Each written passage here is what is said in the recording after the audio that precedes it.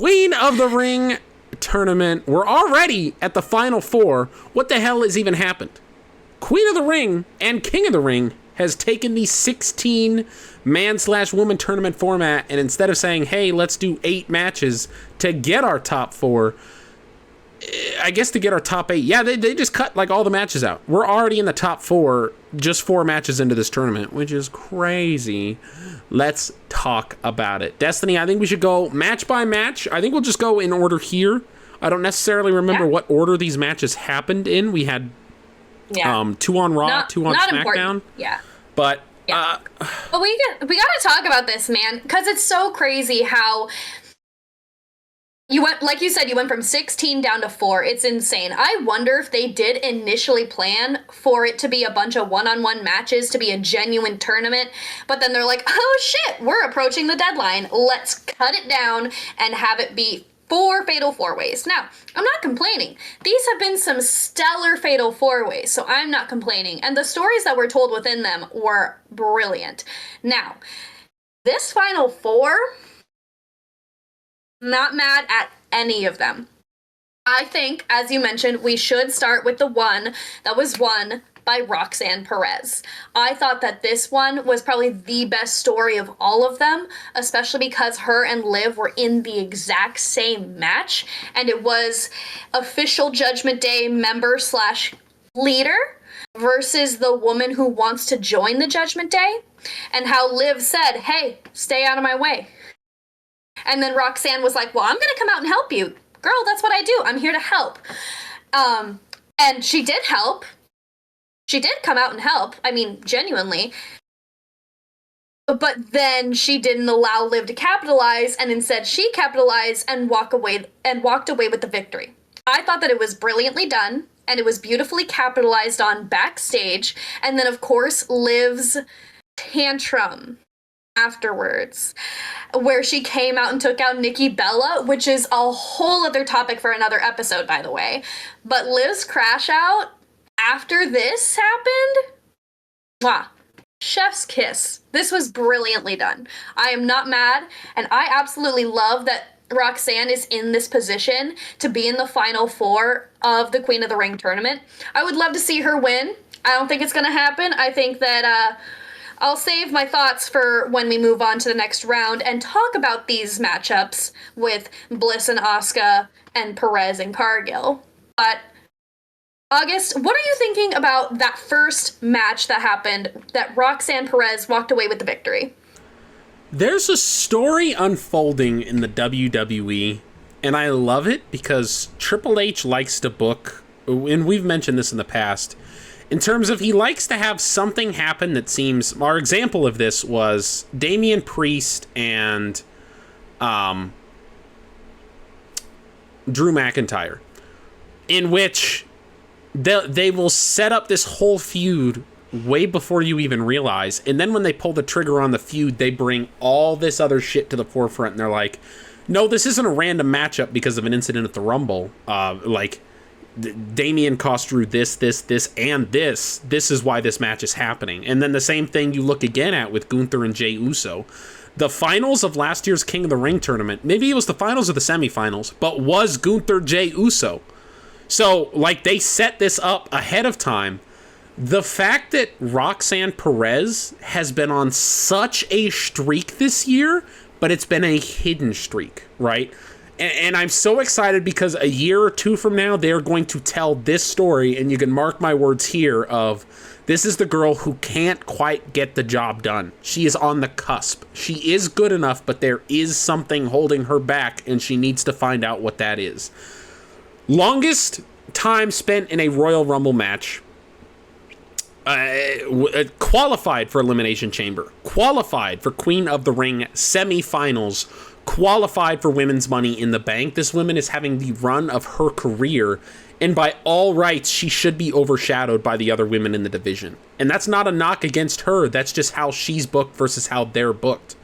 She's not booked to have these flashy lights and the super cool gimmicks. She doesn't get the pomp and circumstance that Stephanie Vicure or Charlotte Flair or Alexa Bliss get. Stop. But she has somehow carved this niche out for herself, and I am so fucking happy because right now it's in the background and you kind of notice it, but you're just like, oh wow, Roxanne actually wins quite a bit. She's kind of cool. But in 2 years' time, it's gonna be the story. The same way Drew McIntyre, Damian Priest was, the same way Gunther Jay Uso was. And I am pumped to get to see her titanic rise to fame here. Love this win for Roxanne. Very happy. Ripley didn't need this. I was scared when she lost Money in the Bank that they were going to be like, but Queen of the Ring, Rhea Ripley. Which honestly, though, I'm not mad. I feel like if I'm not mad.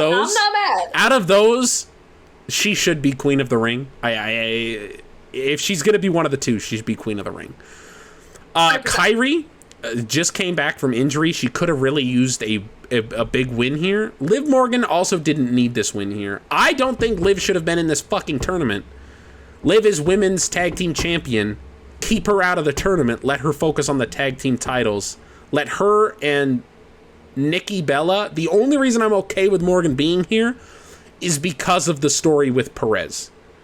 That is the only caveat to that, is she has a tale to tell with Perez, but also at the same time you could have just had Adam Pearce look at Liv Morgan and say, no, you're not in the match, you already have a championship, Roxanne will take your spot.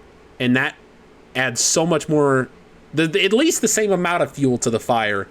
Instead of having them both compete in the match, have Perez just take Liv Morgan's spot because Liv Morgan already has a championship. So I'm very happy match one at the winner we got.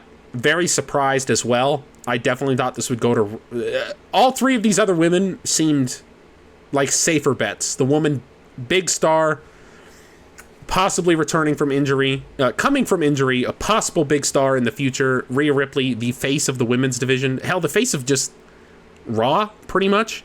And then Liv Morgan, who held down the WWE on the Liv Morgan Revenge Tour. So very happy for Roxanne. Match number 2. I gotta tell you, man. Though, real quick. Queen of the Ring, Rhea Ripley. I would love nothing more to see that in probably 2 years' time. Or even like when her career is winding down a bit. If she hasn't held a title for some time and she is getting towards the tail end of things, that would be the perfect time to make her Queen of the Ring. I would love to see it. Now, I love that thought. I didn't even think about that, but how great that would be, that story. Now, you did mention Roxanne being held down by the spotlight being on the rest of the division. And the winner of this next match that we're going to talk about is prime example, because on SmackDown you had Jade Cargill versus Michin versus Piper Niven versus Nia Jax. This could have gone a multitude of ways. And I'm so glad they gave it to Jade, because one of her most recent moments on television was her losing a number 1 contenders match to Nia Jax, who's also in this match. Now, we have to, let's be honest for just a minute, no disrespect intended, Michin and Piper were not going to win this. Unfortunately. I love Piper. I am a massive fan of her. I think that Michin is a phenomenal wrestler. I think that she needs a little bit more tweaking with her character work, and then she'll be a solid competitor and a solid superstar being presented on television. Destiny, but we knew it would be Nia. Valid. We knew it would be Jade Cargill or Nia Jax. And the fact that Nia had that previous victory over her previously, and also... okay, I'll circle back to that.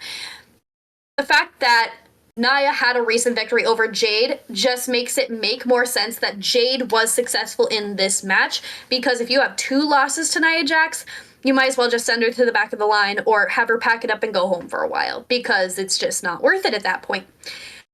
Imagine Jade Cargill as your Queen of the Ring. I can just picture it now. It is so beautiful and it's so brilliant, especially with all of her custom attire that she has. Holy crap, amazing. But what I'm going to circle back to is that Jade Cargill was victorious over last year's Queen of the Ring in the first round. Nia Jax, last year's Queen of the Ring, lost in the first round. August, your thoughts on that. But real quick, just to circle back a lot, you mentioned how Liv didn't need to be in the match because she's currently a tag team champion. She's also the current reigning Women's Crown Jewel champion, which is another reason that she doesn't need to be Queen of the Ring. Yeah, I don't want to talk about it. It's a problem. It's a real problem. This match was fine. The big issue here is you needed... They needed a different competitor in here. You look at the first match that we talked about, and that's nothing against... Yeah. I like Cargill and I like Jackson this. Niven, I think if Michin was replaced by... which I don't think they can do. I don't know if she's out injured right now. Chelsea Green would have been a fantastic dynamic, because then you do have that tag team where Niven is working overtime trying to take on both of these superpower women to protect Chelsea, and Chelsea's trying to steal the win wherever she could. That would be a great story to tell. It wasn't that this match was bad, it was just such a clash of different styles, and there wasn't a lot of storytelling that was going to be able to happen, just because all of these women are very different puzzle pieces that individually can fit together, but in a four-way matchup, it felt very clustered. I'm glad that Jade got the victory here. I think she would look great as your Queen of the Ring. The big... she needed to win this match. If she wins the tournament, she gets the match at SummerSlam. And I'm very scared that we're just putting our foot on the gas pedal in terms of Jade Cargill, and she will either win the championship or get cheated out of the championship by Naomi, and then we're just going to do that feud now as opposed to saving it for later like we talked about. Which I really think Jade's moment needs to be winning the Rumble. I think that is what is going to put her on the map, not Queen of the Ring. I would very much prefer her winning the Royal Rumble, because it's a star. This is, okay, you won 3 matches back-to-back, congratulations. When it was a 16-person tournament where you had to win round 1, win round 2, win round 3, and then win round 4, and it was, when King of the Ring started, it was very, very compacted tournament, typically on the same night. So, if not, the semifinals were on the same night, so you were still doing 2 matches or 3 matches on the same night, as opposed to she won a 4-way SmackDown this week, she beat Perez, and then she beats Alexa Bliss the following week. Stop. So, beating out 29 other women and throwing them over the top rope at the Royal Rumble, I feel like is a much bigger star-making performance and what I want to see from Jade Cargill, as opposed to just winning 3 matches and then winning a title. Because honestly, if she goes on to SummerSlam, she needs to win the match, or she needs to get cheated out of it by Naomi, but I don't want to see that yet. Save that. Save that. Yeah. Yeah. Yeah, and if I may, I have to circle back, because I don't mean any disrespect, obviously, but I think that the difference for me personally between this match and the first round match, this one just felt clunky. It didn't feel like it pieced together correctly, because you have, like you said, Jade and Nia, and then you have Michin and Piper. Now, no disrespect to them. They're phenomenal competitors. However, they're not on the level that the other 2 are. And if you're going to have a Queen of the Ring tournament, you can't have such a vast difference in star power from your competitors, because that just cheapens the victory for Jade. Now, I'm not going to say I don't like how they're doing Queen of the Ring, because I definitely think that if you're going to win a whole tournament, you definitely deserve a title shot. But if Jade's going to be Queen of the Ring, I want her to be Queen of the Ring for an entire year. I don't want her to do what Gunther did and never wear the crown. I don't want her to do what Nia did, where she just completely forgot about it as soon as she won the championship. I want this woman, Queen of the Ring, walking around with the crown, the scepter, the cape, the throne, everything for a full calendar year. That is what I want. I want a full run as Queen of the Ring because that's what this woman deserves, and it would make her shine. If she were to win Queen of the Ring, like you said, I could absolutely see her winning at SummerSlam, winning the title, and immediately getting cashed in on. Immediately. And I'm not hating it. Now, obviously, I agree with you. Her moment is going to be the Royal Rumble. It just is.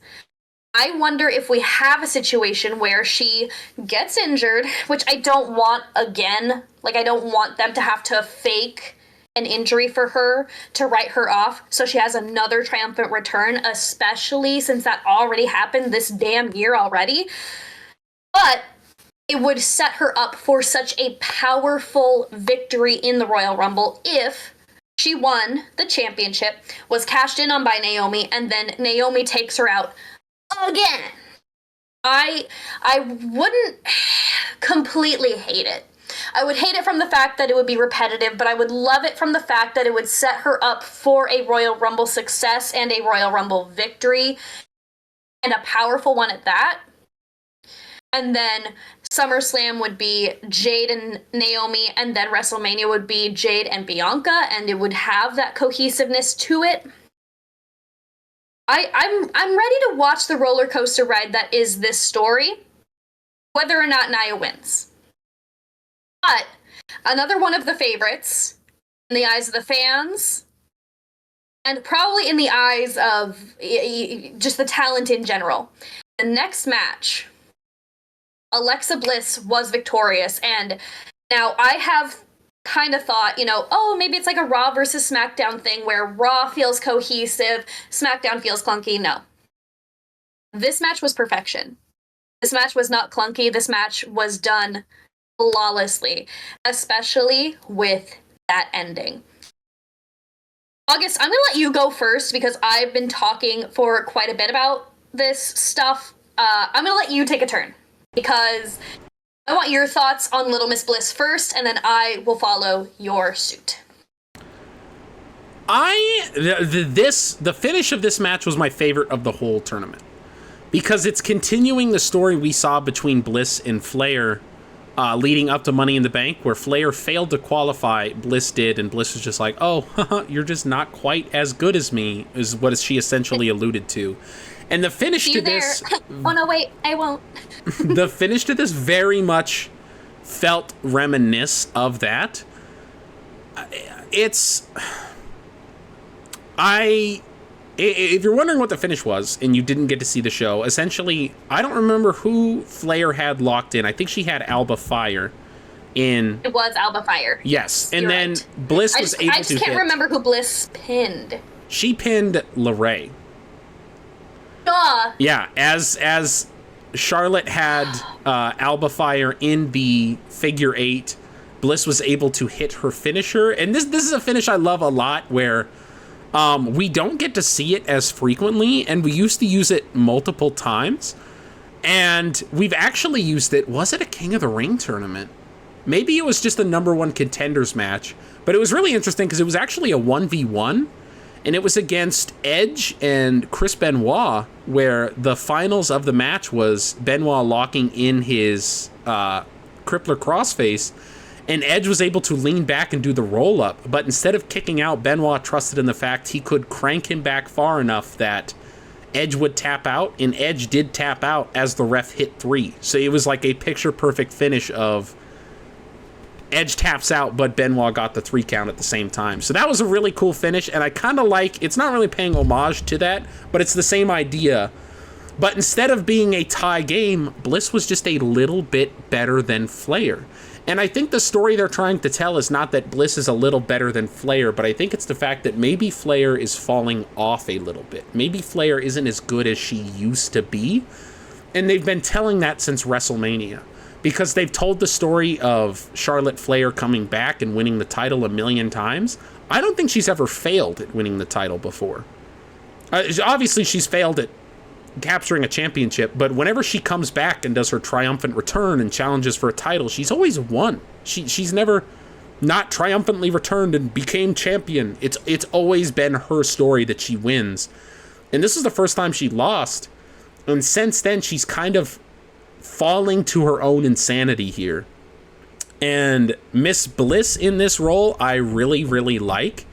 The only suffrage this match has was the same problem the last match had, which was Alba Fire and Candice LeRae were not going to walk away with the victory. And you knew that going into it. And I think it kind of shows the lack of depth within the SmackDown women's division. I will say, because all of these women are very talented. The problem is these women currently right now are being used as secondaries for other people, such as Alba Fire or Piper Niven. Or they're just not going to, they're not strong enough to stand on their own yet. They don't have that level of character to them, Mitchin and Candice LeRae. Candice LeRae is brilliant in ring. She has that personality to be a character. WWE's not letting her showcase that as much as they should be. And I don't know how they give her that opportunity, because it's not really from promos. It's if you haven't seen some of her like NXT stuff and the things that she used to do, oh my god, this woman could tell a story with so much. And but they haven't given her that opportunity. This was obviously going to be Flair or Bliss. I'm very glad it's Bliss. And I'll leave my opinion there for now. We are going to get into predictions for who we think should win versus who we think is going to win. But we still got Destiny still got to break this one down.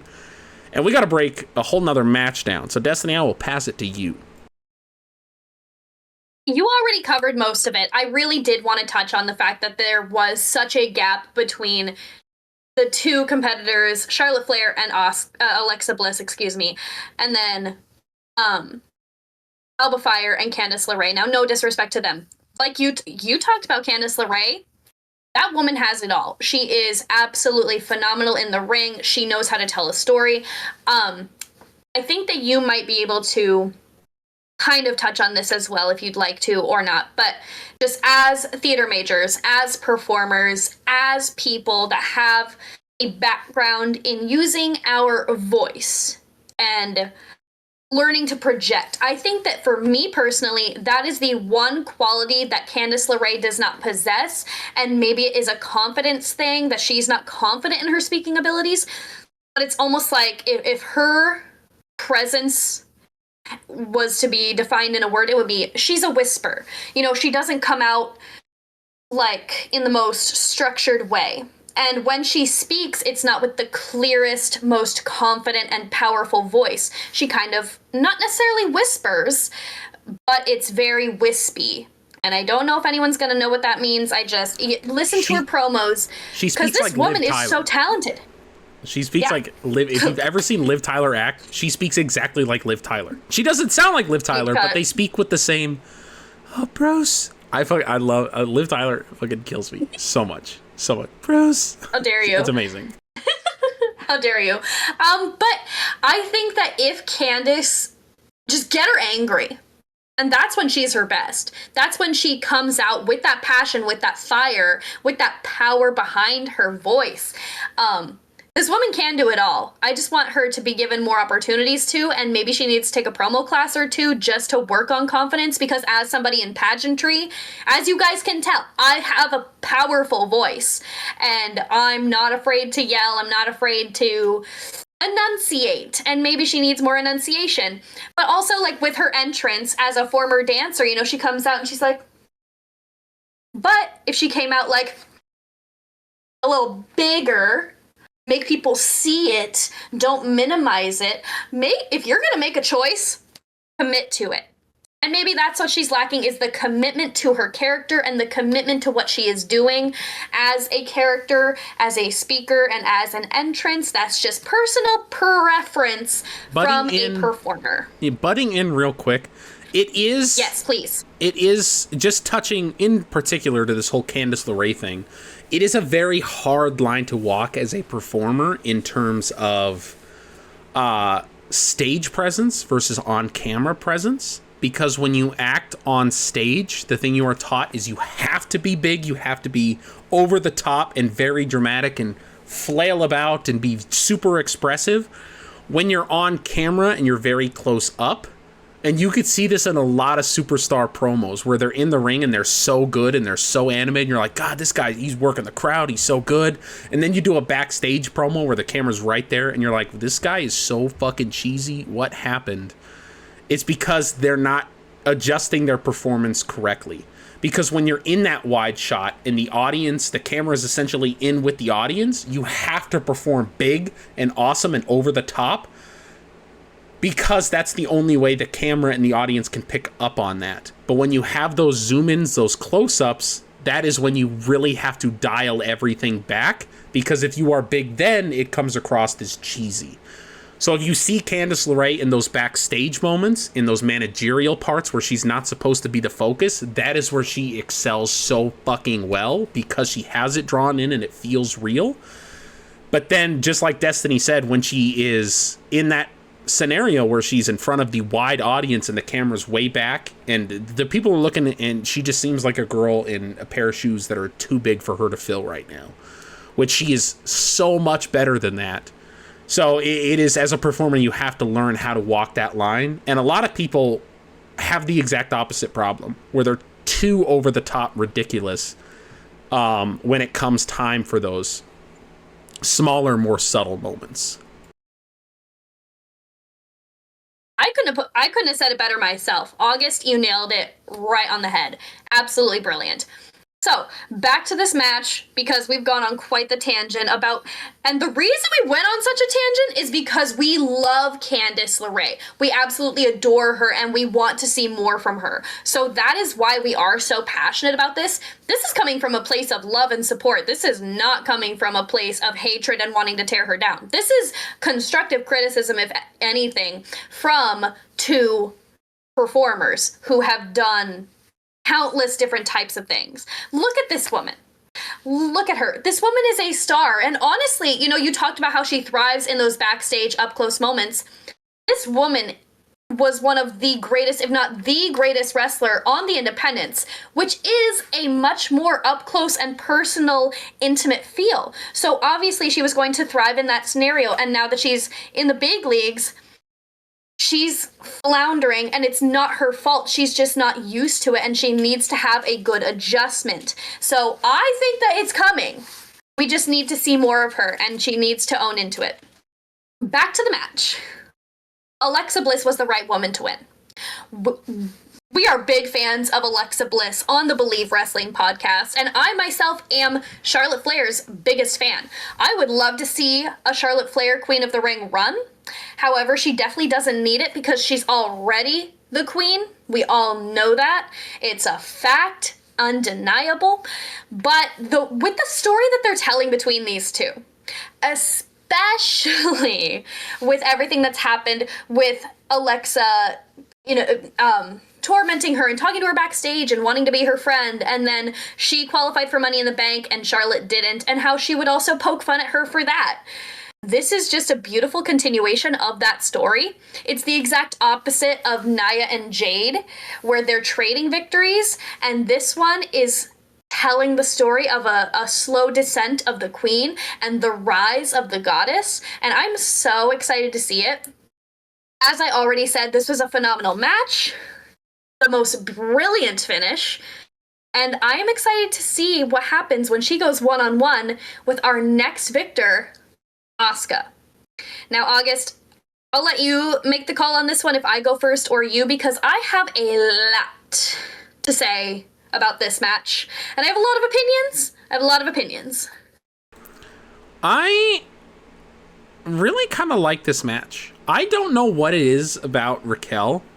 I connect with her so much. She's so... It really... What it feels like is so Shawn Michaels, Big Daddy Cool Diesel, which to me is one of my most underrated favorite periods of wrestling. Like, I'm literally wearing the fucking sweatshirt right now, the Dudes with Attitude No, you're shirt. not, August. I fucking love this team up so much. And My Liv dog. Morgan and her feels like the modern day version of that. which I love so much. And Raquel has just been so exceptional in this role. And what's so cool and that nobody's talking about is that I feel like this is the only team up in wrestling that isn't based around just being a tag team. Because, of course, you have the people like the Motor City Machine Guns that you don't think they're going to turn on each other. But like they announced Seth Rollins and Braun Breaker, and everybody was immediately, when is Braun going to turn on Seth? When does this person turn on this person? When are these two going to start fighting? When is this going to happen? You haven't heard any rumblings about Raquel turning on Liv. They have done such a good job of portraying these two on screen being like this and making them this sisterhood and making them have each other's backs. And that is why I love their story so much, because people forget what put Liv and Raquel together was Rhea Ripley. Rhea took out both of them because Rhea was queen bitch. She was like, fuck you guys. You don't deserve a shot at my title. I'm just going to injure both of you so I don't have to defend my title against you. And yet somehow Rhea's the face and these two are the heels. I still don't get it. And it makes me mad to this day. But these two bonded. When Liv came back, she was fighting for her and Raquel. And then Raquel came back to support Liv. And even though Liv lost that championship, the world championship, now they are a tag team and they're still together and they still have each other's backs. And I love that because you genuinely feel like they don't want to turn on each other. There's no rumblings that they are going to turn on each other. Everything in the Judgment Day, we've already looked at every scenario where it's like, oh, does this person side with this person? Does this person side here? Not a single person thinks Liv and Raquel are going to take opposite sides. And I love that because it is so unique compared to everything else going on. When you have little person being defended by big person, everybody talks about a big person's going to do this eventually. Nobody's talking about it with Raquel. They've done this really fucking well. Raquel Rhea, I'm excited for. I'm very excited for. I really love these two. I love that we're kind of bringing it back to that. Of course, Rhea was the one who injured Raquel, took her out of action for quite some time. I think Ivy Nile is a very interesting competitor. I really like her, and she's very aggressive. They call her the Pitbull, I believe. Yes, sir. I just wanted to make sure I didn't get it wasn't like the fucking Doberman or something. I don't know. I'm colorblind. Dog. But dog. She's Chihuahua. The Chihuahua would be wild. But she's Awesome. Her partnership with not El Grande, but Chad Gable, it puts her in a unique position of they could have her win this match much like Perez did. There is a story to be told where she comes out on top and somehow she sneaks one here and then they can do something because of Chad Gable and because of how he can tell that story. How he can pat himself on the back and claim credit for her accomplishments and things like that. So she has that group to rely on. She has the interest in her character, and she is a strong enough competitor on her own that could be told. Raquel looked great. Stephanie, I think, was probably the favorite to win this match, especially because Asuka wasn't a surprise entrant, which there was a lot of heat over. They announced her ahead of time. Yep. Which people were pissed about, and my immediate reaction to was the same thing they did with Kairi Sane, where they announced her ahead of time because she's going to lose. That was my immediate thought, was the reason why they didn't want her to surprise the crowd, come back, and then lose, so they announced it ahead of time. I don't think Stephanie needed this victory. I don't mind the superstar coming up. They think, Stephanie, I don't think Stephanie has a big head. Her character, not the person. I don't know anything about the person, Stephanie. She seems wonderful. I don't think her character is coming in like, oh, I'm the queen, I'm the boss. That's not really what she's trying to portray here, that she's expecting to win all these big matches. But they're essentially putting her in that very similar Jey Uso situation to where she was just fighting all comers in NXT. She just came off this huge weekend where she fought on 2 different pay-per-views on the same night. She's overworked herself. She's taking too much on her plate, and now it is catching up to her. And I think it's an interesting place for her character to be, but they need to give her something soon. I don't think it needed to be this, but they definitely need to give her a solid feud. Honestly, y'all might hate me. I would love to see her in a tag team. I would love to see Stephanie in the women's tag division just for a little bit. It doesn't have to be a long run. Get her through WrestleMania. Get her through even like just a Royal Rumble, just to give her something interesting to do. That honestly, Stephanie, I'm gonna get so much hate for this.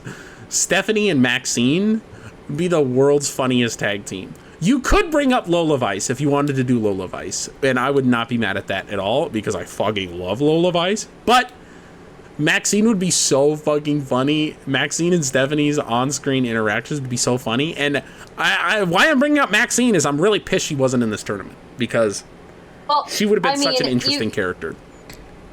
Funny enough that you mentioned Maxine, because there's no way they would ever do that, because she just formed an official team with Natalya and it officially got a name, and they are now known as the Dungeon Dolls. So unfortunately that's not going to happen, but I can totally see the on-screen chemistry with Maxine and Stephanie being a really interesting dynamic. Almost, I don't mean to equate it to this because it is my favorite tag team of all time, but almost a Kane and Daniel Bryan team hell no type of thing. Nowhere do I think that Maxine is anywhere near as funny as Daniel Bryan. Nor do I think she is anywhere near the wrestler. She could never lace his boots. No disrespect to Maxine. That's just how much I love, appreciate, and admire Daniel Bryan. But obviously we know that Stephanie has been heavily influenced by Kane. So it's very much there. And she's the straight, serious character, whereas Maxine would be the goofy, oddball character that's making everybody laugh, including Stephanie. Anything else you want to add before I dive into my thoughts on this? I don't think so. I am very happy Asuka won because Rodriguez, if Rhea hadn't attacked Raquel, I would have wanted Raquel to win. I think that would have set up for a very interesting dynamic of maybe we get Raquel Perez in the finals, which we're not. But I think that dynamic could have been interesting and getting to see in the lead up to those matches of Perez versus Jade and Bliss versus Raquel. It would have been a fun dynamic of these girls. Are they going to have each other's backs? Are they not? But the fact that Rhea took Raquel out and now Roxanne is the sole survivor of Judgment Day, even though she's not even in the group, is a very fun dynamic. And it gave Raquel a perfect way out of this. And honestly, bring the Empress back, yo. Let's fucking go. I'm pumped to see Asuka in this position. Bro, I could not agree more. Like, I was so pleasantly surprised to see Asuka pull out the victory here. We will get to that in just a few minutes. What I want to touch on first, just to slightly segue from what you were saying, was Raquel and how perfectly this story has been executed. Now, what we didn't really elaborate on, but in the first Raw match, Rhea was taken out by Raquel Rodriguez. So in this match in particular that we're talking about right now, Raquel was taken out by Rhea. So turnabout is fair play. They were getting revenge on each other, and it was brilliantly done, and I love to see it. Because obviously Raquel was going to come out and help out her sister, help out her tag team partner to be victorious, and of course she's going to go after Rhea Ripley. Now, Rhea Ripley's like, all right, you screw me, I screw you. And it was so brilliantly done. And I love that they're revisiting that feud, and I would love to see them have a culmination, maybe even in a steel cage match at Evolution. How cool that would be, because I'd love to see that. And I think that this match has been so heated for so long that it could culminate in a steel cage, and there is enough time between now and Evolution that story could absolutely be told, because you know Rhea's gonna be there in some way, shape, or form. And if Liv does happen to be injured, what better way to showcase Raquel than in a match like that? Talking about Ivy Nile, she is one of those people that I would compare slightly to a Cesaro, but more so to a Chad Gable, where when you see Ivy Nile's name, you don't think she's gonna win. You underestimate her. She's like, oh yeah, Ivy Nile, like, she's good. She hasn't done anything monumental. She hasn't won much.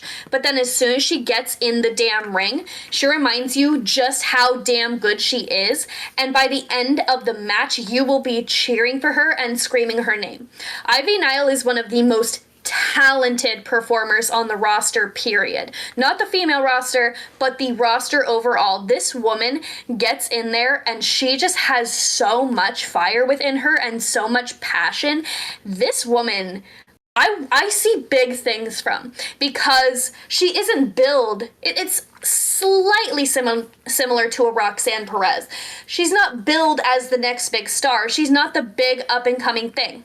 But when she goes out there and laces up her boots and gets in the ring, holy hell does she tear the house down. Ivy Nile is an absolute star. I would love to see her hold the Intercontinental Championship sooner than later, because she absolutely deserves it. I know it won't be for at least 6 months, maybe a year and a half, most likely. But, oh my god, just give her the damn belt. That woman is so good. Same with the Creed brothers. Give them the titles. Now, Stephanie Vacquet. That's how we're saying it now? Stephanie Vacquer, I was slightly worried, same exact as August, because listen, she is a star. Don't get me wrong. And I would have enjoyed seeing her advance in this tournament. But like you said, she didn't need it. And the story that they're telling with her, like, they're not saying it, but they're doing it with her being overworked, with, you know, pulling double duty at Worlds Collide and Money in the Bank, and then just immediately going back into it. That's not a recipe for success. Stephanie was not made to look weak here. Stephanie still looks strong even in defeat, specifically because she wasn't pinned. But I wouldn't have complained if Stephanie had won. She doesn't, like I said, she doesn't need it. But I am so beyond thrilled that Asuka won. Now, everybody is buzzing about the return of her original entrance music, which is phenomenal. Asuka, every time she comes out, looks like a legitimate badass. That face paint is next level. I absolutely love to see it. I have missed Asuka. I knew she was out for a long time, but I didn't realize it was 13 months. Are you kidding me? That is absolutely wild to me. I had no clue. I am so happy to see her back. I admit I was one of those people that was not happy that her return was spoiled. Because when you have the first ever winner of the Women's Royal Rumble, former Miss Money in the Bank, multi-time world champion, multi-time tag team champion, one of the greatest of all time, coming back from such a horrific injury, I want the fanfare. I want the red carpet rolled out. I want this woman to be presented as a big deal, because she is a big damn deal. But I do enjoy, because like you said, with Kairi, it was that feeling of, if she's being announced ahead of time, then she's not going to win. And it was almost like they were pulling the same with Asuka. Not necessarily to fool us, but to get us questioning, like, wait, does that mean she's not going to win? Wait, isn't she not going to win? But it got people buzzing, and it got people to pay attention, which is exactly what they needed. I would have still preferred them to have her as a surprise competitor, but I feel like that would have done more damage to the women in the ring than the way that they handled it. I'm not mad now, especially considering she won. That's my woman. I'm just excited to see what happens, because I feel like her and Bliss are going to tear the house down. Speaking of which, we've reached the point in the program where it is now time to discuss one Roxanne Perez versus Jade Cargill, and Miss Bliss versus Asuka. And talking about our predictions on what we want to happen and what we think is going to happen. And then the finals as well. I could be alone here. This feels awkward, and I don't know why. I love these Final Four. I think all women deserve to be here. But this is the weirdest Final Four I think I've ever seen in my life, in terms of any one of these women. I'm like, yes, this is so cool they're here. But the fact that it's all four at once, I'm like, what the fuck is happening in 2025? How did we get here? Do you feel me, or are you like, no, this is perfect. This is exactly what I wanted. Listen, I feel you, though, because The thing is, with how wrestling is right now, any one of these women could win. Now, we have the ones that we feel are definitely going to win, but you never know when they're going to pull a surprise out of them. You never freaking know. So I honestly, like, I'm going to make predictions, but I wouldn't be surprised in any way if other people were to win. Starting with Roxanne Perez and Jade Cargill. Now, personally, I think Jade's got this in the bag. Now, before I get into it, I think it's important to note how I'm assuming it's going to have to happen. It's going to be a Raw superstar versus a SmackDown superstar. I don't think they're going to have Raw versus Raw or SmackDown versus SmackDown. Even though it would be amazing to see Roxanne versus Asuka or Jade versus Bliss, I just don't see that happening because, to be fair, we could see that on any episode of either show at any given time, but being a tournament makes it important, gives it that stamp of, legitimacy, and it makes it a bigger deal. And a tournament is the best way to get brand versus brand facing off, and I do think that that's the way they're going to go. Back to what I was saying. I do think Jade's going to win this one. I really do. I just think she is such a powerhouse, and she needs that victory more than anything. She is a legitimate star. There's no denying that. She is absolutely incredible, and I want to see her in the finals. I really, really do. But also, it's against Roxanne.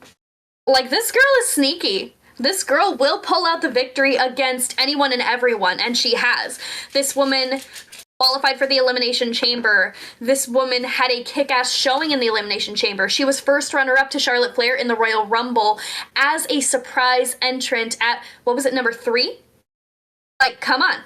Longest time in a Royal Rumble by a woman ever. Qualified for Money in the Bank, had a phenomenal showing of Money in the Bank, and then won a fatal 4-way over Rhea Ripley, over Liv Morgan. Who was the fourth one? Rhea Ripley, Liv Morgan, and Kairi Sane. Kairi Sane, thank you. I'm sure you guys can see, but his big ass head, again! His big ass head is blocking it. So, this is one of those situations where you absolutely could have Roxanne go over Jade Cargill because that's just what she does. She is the ultimate underdog, and she shows up and shows out and pulls out the victory in the most elusive of ways, especially with Naomi breathing down Jade's neck. I could see Naomi coming out to cost her. I could see a distraction from Bianca. I could see a multitude of things that would pull Jade out of the match and her focus away from Perez in order for Perez to get the victory. Maybe even Nia Jax comes out, because that's a rivalry that's been pretty heated as of late. My official prediction for this match, though, just for the sake of I want to see it, and I think that she definitely could have this under her belt, it would be amazing. My official prediction is Jade Cargill, but I want to hear from August, because I have a feeling that the wheels are turning in your head right now. There's a lot of wheels and there's a lot of turning. I will say I agree with you in the fact that we are not getting SmackDown v SmackDown or Raw v Raw. I came to that conclusion a different way than you did. I do agree with the point that is the most interesting, especially because they're on different networks, quote unquote, if you want to call Netflix a network, because Netflix would be pissed if it was 2 SmackDown stars and Fox, whatever the hell SmackDown is on, would be pissed if it was 2. Are they on USA? It might be on USA. I don't even know anymore. But essentially, the Fox brand, the SmackDown brand would be pissed if it was 2 Raw superstars, and the Raw brand, aka Netflix, would be pissed if it was 2 SmackDown stars. But also, if you look at it in terms of Jade Cargill versus Alexa Bliss, great. These are 2 great stars. This match is not happening anytime in the near future, just because it's the completely different stories, completely different styles. There is no mesh there right now. Asuka v Perez, the same exact thing. Again, these are 2 stars who can clash in the future, and it would be a great match, but right here, right now, with the stories they're currently telling in their careers, now is not the time. Which then opens up the tantalizing question of, then are we getting Cargill versus Asuka? Today's powerhouse versus yesterday's. And Asuka wasn't really a powerhouse. She was just more of like the woman to beat, which was very interesting. Incredible. But today's unstoppable force versus yesterday's unstoppable force. Or are you going to get Perez versus Bliss? The kind of cheeky, sneaky 5 feet of fury. Both of these women are these small underdogs. So I think these are the two matches we could see for the finals. That being said, the other question I'm asking is, who would benefit the most from Queen of the Ring? If I was booking this, that is what I would say, is who's going to benefit the most, and what can the other women do in lieu of winning? So not only who's going to benefit the most, but if Bliss loses this tournament, is it going to be very detrimental to her career, even though this is really good for Roxanne to win? And that is also a question I think you have to consider. And for me, I think Perez should take this first match. I don't think she will. I think this is Jade Cargill who's going to win.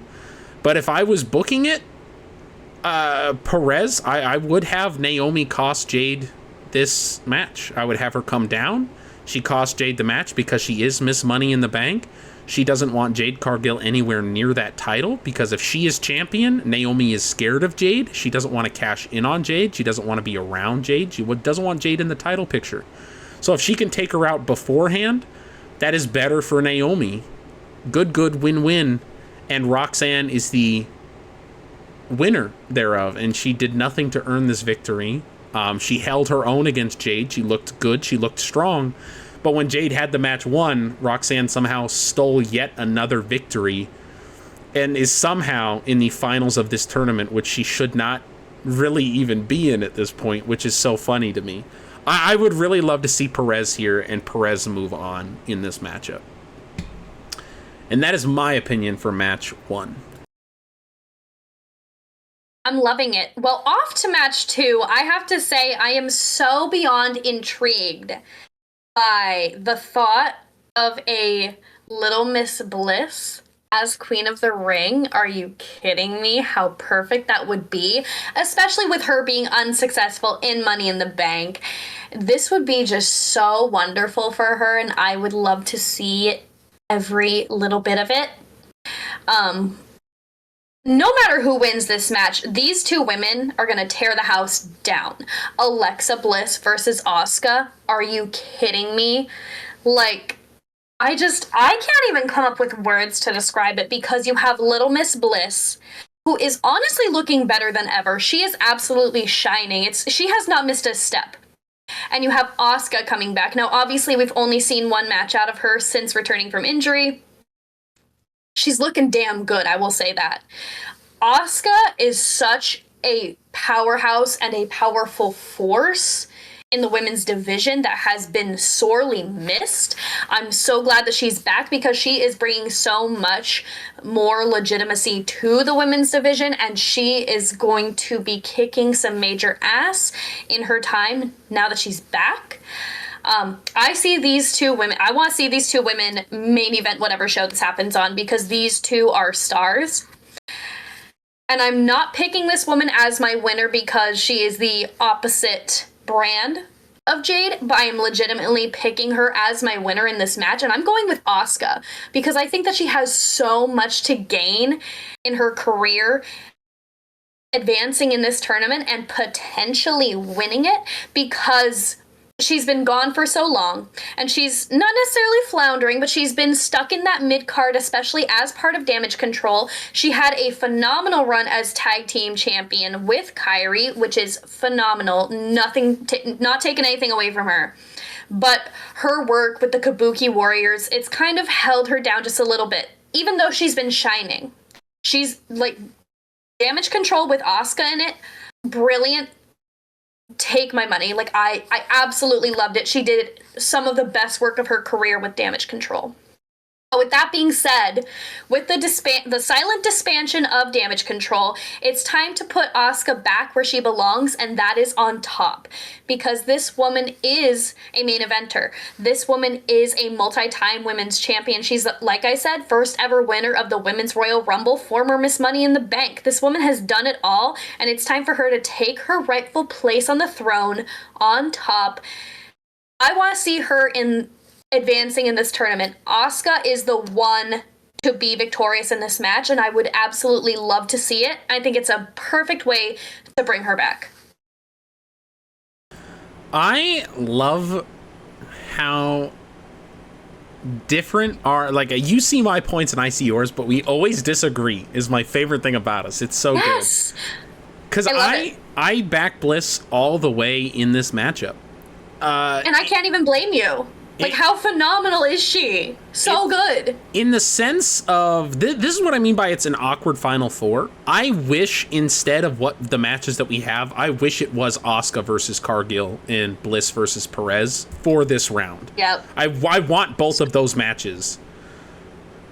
Bliss Asuka it's gonna be great. It's there's just an asterisk next to it, just because both of these women need this victory. Asuka more recently returned, but Bliss just came back and hasn't done anything since returning. She had a great showing in Elimination Chamber, missed WrestleMania, and then had a great showing. She had a great showing in the Rumble, great showing in the Chamber, missed WrestleMania, and then had a great showing in Money in the Bank. Asuka just came back and had a surprise victory that nobody really had her penciled in for as the victor. The one caveat to everything we've been talking about is Evolution 2. Is the fact that stars from yesterday are going to be showing up. Stars from tomorrow are going to be showing up. Because they need to fill a full card of women versus women, as opposed to we need one women's match or two women's matches on this pay-per-view card. So no matter who loses here, I think these four women will all be involved on Evolution 2 in some way, shape, or form. And that is why Asuka can afford a loss here. Because if Asuka loses, all you need, and honestly, I would love for it, I don't think it will be, but, what the hell is her name? She was just in Money in the Bank. Stephanie Vickiers, Batista. What's her name? Oh, Julia. Julia Asuka would be so sick to see. Bring up just a number of women from NXT who would love to come up and challenge Asuka. I would. Jordynne Grace. Jordynne Grace versus Asuka would be so sick. There's just so much that Asuka can do here, and I want to see her back in the world title picture. But I'm thinking of this more in the sense of Queen of the Ring versus guaranteed title shot, because traditionally, as Destiny brought up, Gunther didn't reign as King of the Ring. He said, thanks for the title shot, that's what I wanted, see you later, I'm done with this other hokey shit. Two of these women I can see having an amazing Queen of the Ring run, and that is Roxanne Perez and that is Alexa Bliss. Stop. I don't think Jade Cargill... Well, that's going to be such a bit. That's so funny. I don't think Jade Cargill is... She would be an amazing Queen of the Ring. I don't think it's within her character to really come down with... It could be. Like, I could see her rocking... But I don't think she's going to do the royalty. I don't think she's going to... You look at people like Booker T who owned the gimmick and became King of the Ring... I don't see her doing that. I see her sporting it for a month and going, this is great, this is awesome. But at the same time, is that what you want from... Because then you think about Jade Cargill's character in the sense of, what is she supposed to be? Because when you are that, you're essentially inciting the audience to boo you. That is what you're saying, look at me, I'm amazing, I'm great, I'm regal, therefore I'm better than you. Which isn't... Yeah, exactly. Which is fine if they want... It's not her character currently. But I mean, if you've seen her work in AEW, you've seen previous work as a heel, oh my god, like, I can just see her with her physique, standing like this, cape blowing in the wind, crown on top of her head, standing on the skull of an opponent. I can and see saying, that. you are beneath me, you are nothing. But I see what you're saying, where that's not within her current character, and maybe she could reign as Queen of the Ring a few years down the line. That is what I'm leaning towards. Yes. That is. I would love to see that in the future. As of right now, I think we need the babyface Jade Cargill world title run, Royal Rumble victory, before we get to that point. Before we get to Miss Overconfidence, over the top, I am destroyer of worlds, Jade Cargill. We should get to that point. I don't think this year is the time. If she wins this match, I think the audience, if she wins the match and runs with the gimmick, the audience is going to turn against her, in my opinion. Which I don't want that to happen yet. I think that's a powerful thing to have later. And so the two women I see most benefiting from this would be Miss Bliss or would be Roxanne Perez, most certainly. And there's individual reasons for that storyline-wise that we will talk about. But I am backing Miss Bliss for this matchup against Asuka. Yeah. I love that we have perfectly opposite matches to discuss moving forward. Listen, if Jade is successful in her match against Perez, and there's no interference from Naomi, I see it happening in the finals, where I personally have Jade Cargill versus Asuka. That is my current picks to be in that match. Now, I have to say, I think every single one of these women could benefit from being Queen of the Ring. Personally, I think it's very similar to Money in the Bank with Roxanne, where I think it's just a little too early. I genuinely do. I don't think... I think that she would be a phenomenal Miss Money in the Bank. I don't think we know enough about her as a character, as a person, for her to not get lost in being Queen of the Ring, very similarly to how you talked about Stephanie Vaquer in our predictions for Money in the Bank. Because if you give her Money in the Bank this early in her career, she's going to be pigeonholed to that. And I would worry about the same with Roxanne here, with her being Queen of the Ring so early on in her career. Obviously, we just touched on it. With Jade Cargill winning this, too early. Because if she's going to be Queen of the Ring, she needs to be the conquering dominant force who looks down upon everybody, who is better than everybody, and is cracking skulls and taking no names, no prisoners. Miss Bliss.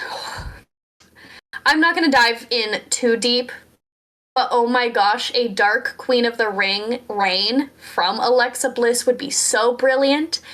And I'm on the fence about how that could tie into her being the leader of the Wyatt Six. I think it could be brilliantly done. I really do. Just having her as the leader, as the queen. Ugh. I'm not going to dive deep.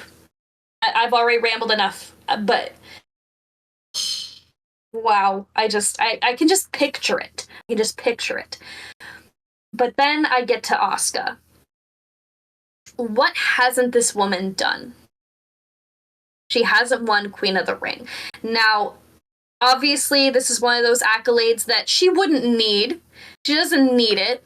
She's already one of the greatest of all time, and she's already done almost everything else there is to do in WWE.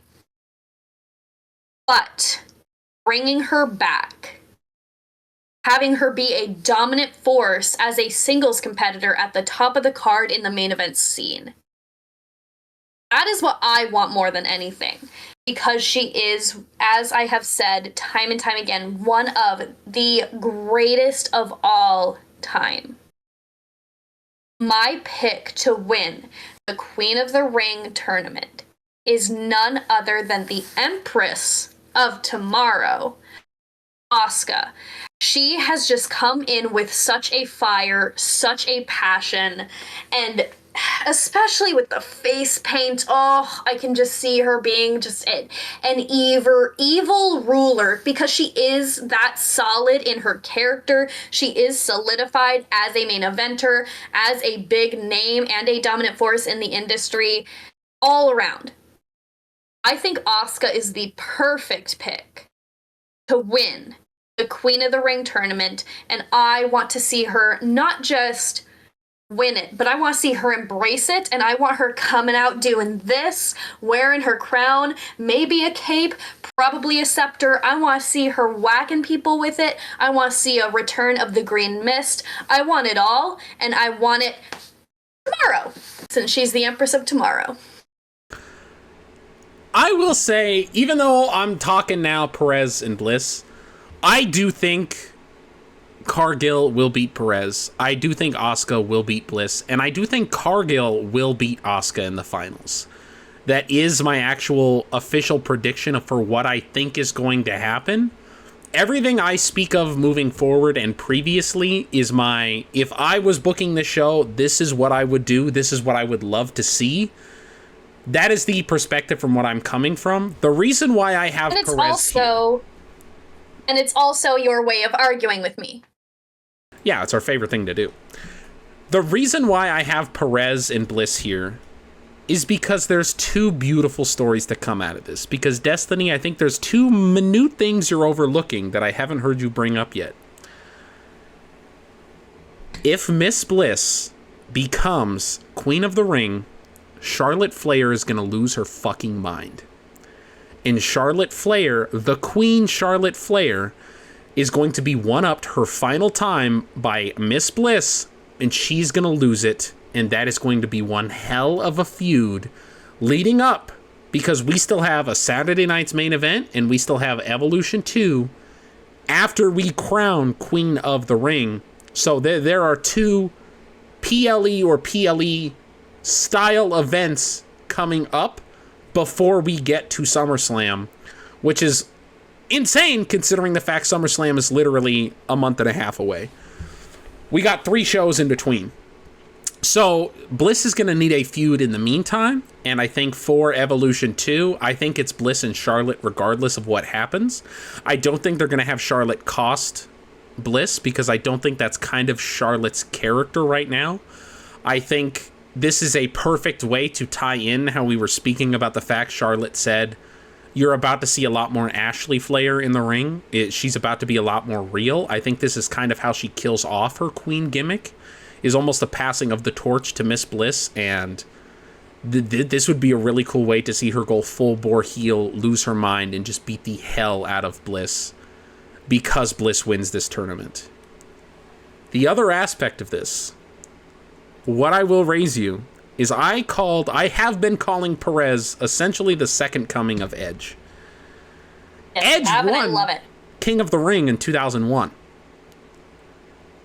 Very, very early in his career, and it is very overlooked, and it was great. It was, I have it pulled up here, it was the King of the Ring pay-per-view in 2001. The semifinals were Kurt Angle versus Christian, and Edge versus Rhino. Edge beat Rhino, Kurt Angle beat Christian, and Edge beat Kurt Angle to become the 2001 King of the Ring. Insane. And it was really, really cool. And Perez, if she was on her own, should not be in that spot. But a Queen of the Ring, Roxanne Perez, in a group with a injured Liv Morgan and a beaten Raquel Rodriguez, when Roxanne is walking around with the crown being like, but you guys are better than me, right? Would be my favorite TV I have seen in a long time. Because she would be, it's like when you go different directions with your friends, y'all come back together and your friends both lost everything and you're like, gee guys, that sucks, but I won. Would be so fucking funny to see. And I don't think she would win the title at SummerSlam. You could even have them, Roxanne and Liv, go full bore heel and have them cost her. I don't want that. I think Perez just losing at SummerSlam, not being good enough and not having the backing of Judgment Day. But then the next night on Raw, she's still wearing her crown and she has her little scepter and she's like, nope, but I'm still queen though. Don't worry about it. Would be so fucking funny and would grind the gears of Raquel and Liv. And would be such a fun niche for Roxanne's character that I would love to see and help her kind of cement her status with the audience and then give her the platform to establish herself, so when she does evolve and become that main event level star that we know she's going to be, then she can grow out of this, just like Edge did with his 2001 King of the Ring victory, where me just saying that is like, holy shit, Edge was King of the Ring? I don't even remember that. But at that early stage of his career, that was like, oh my god, Edge is King of the Ring. This is like the biggest deal ever for him. He beat fucking Kurt Angle in the finals. Like, I think this could be a star-making performance. I don't know who I would want to win between these two. If I can just... Oh, go ahead. No, go ahead. I want your thoughts on what I said. Listen, there is not a thing that I could say. I can't say anything. You said it all. What I want to add, though, is something that I'm surprised neither of us, specifically you, hasn't touched on, but it's the fact that we're not taking into account storyline moving forward, aka the current champions. We're not thinking about, okay, we need this person to win because they'd be great against Io, or, oh, this person would be great to win because they'd be great against Tiffany. We're not taking that into consideration at all. I'm not complaining about it, obviously. I think it's great. I think that we're just focusing on the talent that we have presented in front of us. But it's definitely an interesting thing to talk about, because especially if my pick, Asuka, does win, Homegirl's gonna be facing Io, more than likely. Just say, like, I mean, can we talk about that? Former teammates? How cool that would be. Now, obviously, we do have some time between now and SummerSlam, especially if we do potentially get Io defending against her friend who's breathing down her neck, Rhea Ripley. Maybe Rhea would take that title and we would get Rhea versus Asuka, or whatever the case may be, something like that. But that's something that I haven't taken into consideration when picking the victor, because I would like to see Asuka victorious no matter what happens outside and no matter who is the champion. But like I said, I would love to see any of these women be champions, so I'm good no matter what. But I think that that's another detail that we haven't taken into account necessarily. I was kind of taking it into account in the back of my mind. In terms of if Perez wins Queen of the Ring, I don't think she's winning the championship. Just because the Queen of the Ring is what the accolade I think she needs for her career right now. It is more important for Io to continue her championship reign than it is for Perez to get two huge titles back-to-back like that. The title of Queen of the Ring and the Women's World Championship. For Miss Bliss, we have seen the teases between her and Tiffany very recently, and I think it's intriguing. The reason I haven't brought it up is I'm not entirely sure Tiffany's going to be... Evolution is right there. Evolution is right there, and I think in order to cement Evolution as a big show, as something big has to happen, and I think a title change has to happen. And I think in terms of who that's going to be and who's going to lose their title at Evolution 2, I think it's time for Tiffy to be knocked off that spot so she can build into getting her title back at SummerSlam. And then we can just have her win the title back, and that's fine. I think she deserves to be champion and deserves to be in that spotlight. But I do think something needs to happen with... I would love to see it be Trish Stratus. Yo, can I say something crazy? But Trish Stratus versus Tiffy at Evolution 2. We tie that back in.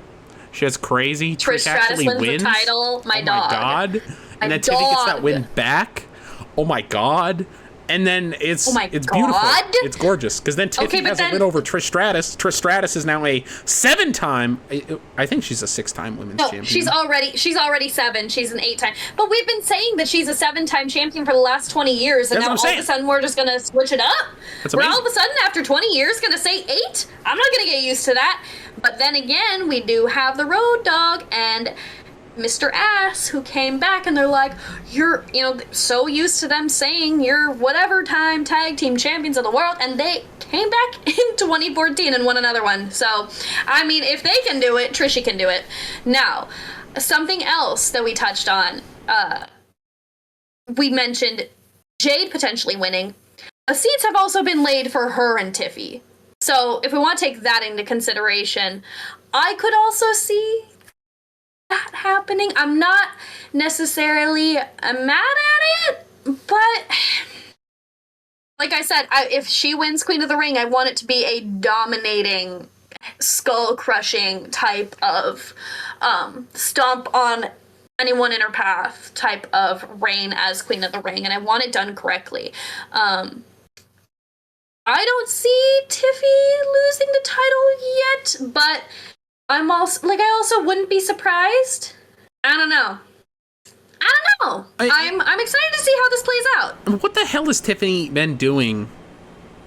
I'm like trying to rack my brain. I don't remember anything with Tiffy in particular outside of like the whole Jade Cargill. Like the last real thing I remember Tiffy was beating Nia Jax. I was going to say the last thing I particularly remember is her beating Nia Jax as well. Especially with that chair to the face, obviously is ingrained in my brain. I know she's cut a few promos, but honestly, and I don't know if it's her fault or if it's because she's off TV or if it's unmemorable people that she's been paired with. No offense to anybody that she's been paired with, but like, there's nothing at the front of my brain that's like, oh yeah, Tiffany's been doing this, and that's coming from a Tiffy girl myself. So I'm not really remembering what Tiffy's up to nowadays. I want to see more of her, and I want to see her have a strong showing at Evolution. So let's get in on that, Papa H. Yeah, ultimately, we want to know in the comments down below, who are you backing? Who do you want to win this tournament? Who do you think is going to win this tournament? And are we crazy for our predictions here? Ultimately, Destiny is walking away saying it is going to be Asuka. Ultimately, I really want Perez. I think Perez would be fucking amazing. I think you could tell the Bliss Charlotte story without having her win, but it would be so much better if Bliss wins, and that's what sets Charlotte off. And it would give Bliss a solid accolade to add to her career to reestablish her as that main event star. But Perez, I would love this as Perez's launching pad. So let us know below. What do you want? And are you going to get it? Ooh, yeah.